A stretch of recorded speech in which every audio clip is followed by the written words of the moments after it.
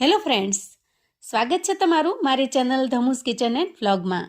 ચોમાસામાં વરસાદ આવે એટલે ટાઢકમાં ચટપટું ખાવાનું ઘરનાને પસંદ આવે છે, પણ રોજ રોજ તીખું તળેલું મસાલાવાળું ખાવાથી ચોમાસામાં પેટની તકલીફ પણ ઘણી વધી જાય છે.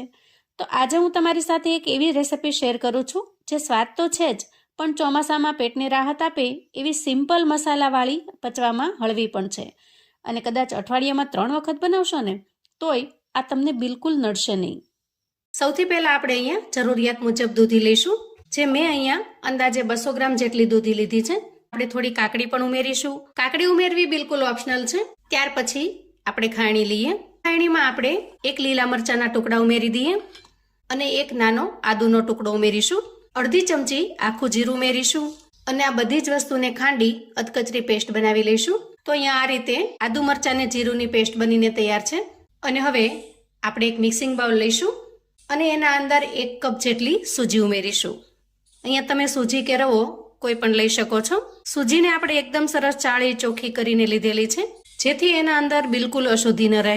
હવે સૂજી ઉમેર્યા પછી આપણે એના અંદર 1 ચમચી જેટલો બેસન એટલે કે ચણાનો લોટ ઉમેરીશું અને ત્યાર પછી ચણાના લોટને આપણે સૂજીની અંદર મિક્સ કરી દઈએ.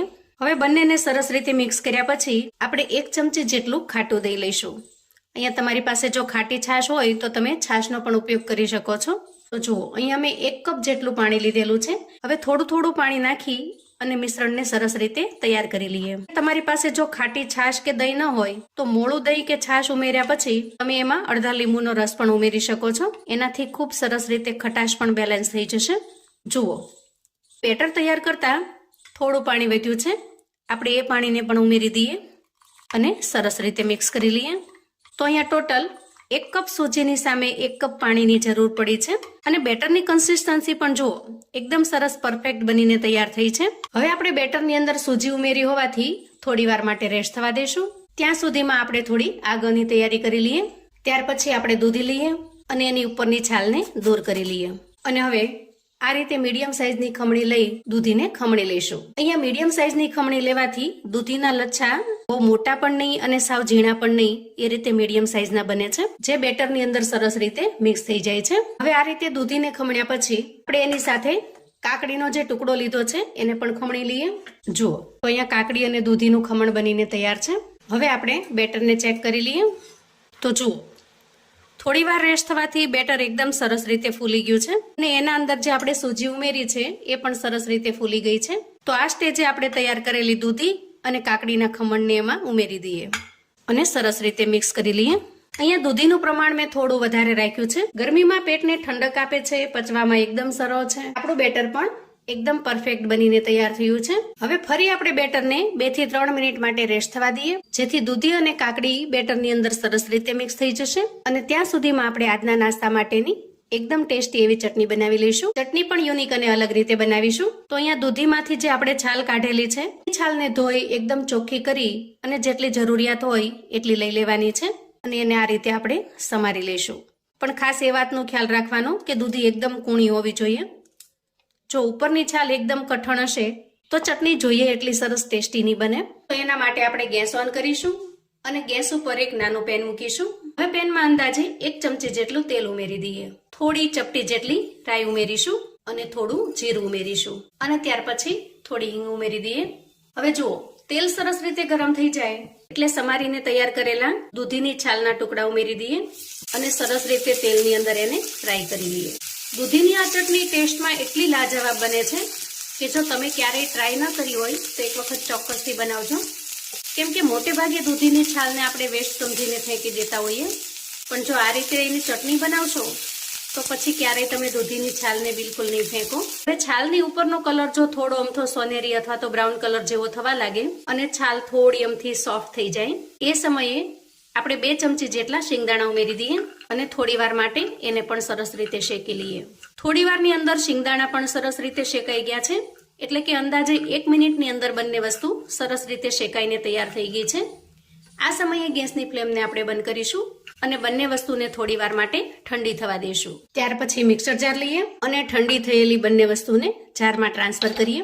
થોડા લીલા મરચાના ટુકડા ઉમેરીશું. જેટલી તમારે તીખાશ જોઈએ એ પ્રમાણે લીલું મરચું ઉમેરવાનું. 1 નાનો આદુનો ટુકડો ઉમેરીશું અને થોડી કોથમીર ઉમેરીશું. ત્યાર પછી સ્વાદ પ્રમાણે મીઠું ઉમેરીશું અને ચટણીને એકદમ સરસ ચટપટી ટેંગી બનાવવા માટે 1 ચમચી જેટલું ખાટું દહીં ઉમેરીશું. તમારી પાસે જો મોળું દહીં હોય તો થોડું લીંબુ ઉમેરી દેવાનું. અહીંયા તમે દહીંની જગ્યાએ અડધા લીંબુનો રસ પણ ઉમેરી શકો છો અથવા તો આમચૂર પાવડરનો પણ ઉપયોગ કરી શકો છો. અને ત્યાર પછી ચટણીને ખાટી અને મીઠી બનાવવા માટે થોડી અમથી ખાંડ ઉમેરીશું. તમારે જો ખાંડ ન ઉમેરવી હોય તો તમે સ્કીપ પણ કરી શકો છો. ચટણી પણ એકદમ સિમ્પલ મસાલાથી તૈયાર થાય છે. તો હવે ઢાંકણ ઢાંકી એકદમ ટેસ્ટી એવી ચટણી બનાવીને તૈયાર કરી લઈએ. વાહ, જુઓ એકદમ ટેસ્ટી એવી ચટણી બનીને તૈયાર છે. ચટણી પીસવામાં જરૂર પડે તો તમારે 2 ચમચી જેટલું પાણી ઉમેરી દેવાનું. હવે તૈયાર થયેલી ચટણીને આપણે એક બાઉલમાં કાઢી લઈએ. તો અહીંયા આપણી એકદમ સુપર ટેસ્ટી એવી દૂધીની છાલની ચટણી બનીને તૈયાર છે. ટેસ્ટમાં એકદમ સરસ લાજવાબ બને છે. કોઈ પણ નાસ્તા સાથે આ ચટણી તમે એન્જોય કરી શકો છો. હવે ચટણીને સાઈડ પર મૂકીશું અને બેટરને ચેક કરીશું. હવે આપણે રૂટીન મસાલા કરી લઈએ. સૌથી પહેલા ઉમેરીશું સ્વાદ પ્રમાણે મીઠું. આદુ મરચાં અને જીરુંની જે પેસ્ટ તૈયાર કરેલી છે એને ઉમેરી દઈએ. અડધી ચમચી જેટલો ધાણા પાવડર ઉમેરીશું અને 5 ચમચી હળદર ઉમેરીશું. ત્યાર પછી બધી જ વસ્તુને સરસ રીતે મિક્સ કરી લઈએ. થોડી કોથમીર પણ ઉમેરી દઈએ. અહીંયા કોથમીર મેં એકદમ ઝાઝી લીધી છે, પણ તમે થોડી વધારે કે ઓછી પણ લઈ શકો છો. સરસ રીતે મિક્સ કર્યા પછી આપણે ઈનો ફ્રૂટ સોલ્ટ ઉમેરીશું અને થોડું પાણી નાખી ઈનોને એક્ટિવેટ કરી લઈએ અને સરસ રીતે મિક્સ કરી લઈએ. મિશ્રણને આ રીતે ઉપરથી નીચેની તરફના ડાયરેક્શનમાં ફેરવી લેવાનું. ઈનો સરસ રીતે એક્ટિવેટ થઈ જશે. આપણું બેટર એકદમ પરફેક્ટ તૈયાર થઈ ગયું છે. તો ગેસ તરફ જઈશું. અહીંયા ગેસ ઓન કરી ગેસ ઉપર મેં એક પેન મૂક્યું છે અને પેનની અંદર આપણે 1 નાના ચમચા જેટલું તેલ ઉમેરી દઈએ. હવે તેલ થોડું ગરમ થાય એટલે આપણે અડધી ચમચી જેટલી રાઈ ઉમેરી દઈએ. અડધી ચમચી જેટલા સફેદ તલ ઉમેરીશું.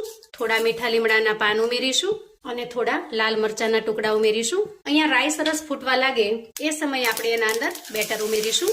અહીંયા અંદાજે મોટા 3 ચમચા જેટલું મેં બેટર ઉમેર્યું છે અને આ રીતે એને સરસ રીતે સેટ કરી લઈશું.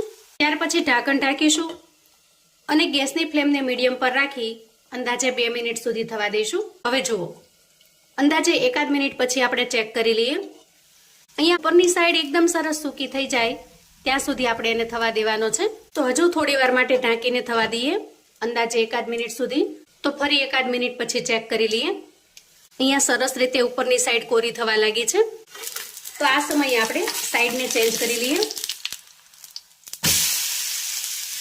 અને જે રીતે ઉપરની સાઈડ એકદમ સરસ ક્રિસ્પી થઈ છે એ જ રીતે આપણે નીચેની સાઈડને સરસ રીતે ક્રિસ્પી કરી લઈશું. જુઓ, નીચે પણ એકદમ સરસ ક્રિસ્પી થઈ ગયું છે. તૈયાર થયેલા નાસ્તાને આપણે એક પ્લેટમાં કાઢી લઈએ અને બાકી રહેલા મિશ્રણમાંથી પણ આપણે નાસ્તો બનાવીને તૈયાર કરી લઈએ. એકદમ સુપર ક્રિસ્પી ખૂબ જ સ્વાદિષ્ટ નાસ્તો તૈયાર છે. કોઈ પણ ચટણી સાથે ખાઓ બસ મજા જ પડી જાય એવો ટેસ્ટી. હવે જો મારી મહેનત તમને થોડી ઘણી પસંદ આવી હોય તો વિડીયોને લાઈક ચોક્કસથી કરજો અને ટેસ્ટી નાસ્તો તમારા સગા સંબંધી મિત્રોને પણ મોકલી આપજો. આજનો વિડીયો તમને કેવો લાગ્યો છે એ મને કોમેન્ટમાં જણાવજો. ફરી મળીશું એક નવી રેસિપી સાથે. ત્યાં સુધી આવજો.